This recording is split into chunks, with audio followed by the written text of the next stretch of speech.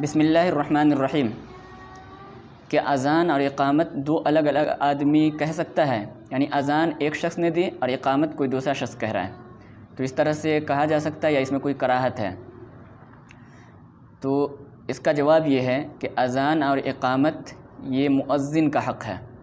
مؤذن کو چاہیے کہ اذان دے اور وہی اقامت کہے۔ اگر مؤذن کے علاوہ کوئی دوسرا شخص، مؤذن نے اذان دی اور کوئی دوسرا شخص اقامت کہہ رہا ہے تو اس کی کئی شکلیں ہیں۔ دوسرا شخص جو اقامت کہہ رہا ہے مؤذن سے پوچھ کر کے کہہ رہا ہے تو پھر کوئی حرج نہیں ہے، یا مؤذن نے خود اسے کہا اقامت کہنے کے لیے تو بھی کوئی حرج نہیں ہے، دوسرا شخص اقامت کہہ سکتا ہے۔ یا سمجھیے کہ مؤذن اذان دے کر کے مسجد سے نکل گیا، کہیں دوسری جگہ چلا گیا، اس کو ضروری کام تھا، جلدی جلدی نماز ادا کی وہ چلا گیا، جس وقت نماز کھڑی ہوئی تو اس وقت مؤذن نہیں ہے، تو کوئی دوسرا شخص اس شکل میں بھی اقامت کہہ سکتا ہے، اس میں کوئی حرج نہیں ہے۔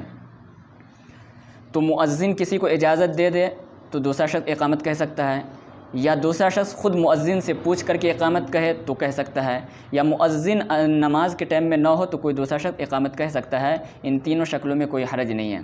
البتہ بعض شکل ایسی ہے جس میں دوسرے شخص کے لیے اقامت کہنا مکروہ ہے۔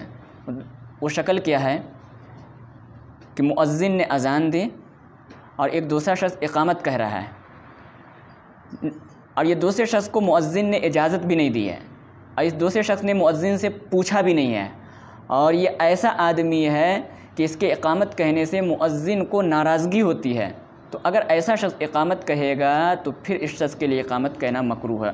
اور اگر ایسا شخص ہے کہ جس کے اقامت کہنے سے مؤذن کو ناراضگی نہیں ہوتی بلکہ خوشی ہوتی ہے، اگرچہ مؤذن نے پوچھا نہیں، دوسرے شخص نے پوچھا نہیں مؤذن سے، مؤذن نے اس کو اجازت بھی نہیں دی ہے، لیکن وہ شخص ایسا ہے کہ اگر وہ اقامت کہے گا تو مؤذن کو خوشی ہوگی، تو پھر ایسا شخص اقامت کہہ سکتا ہے۔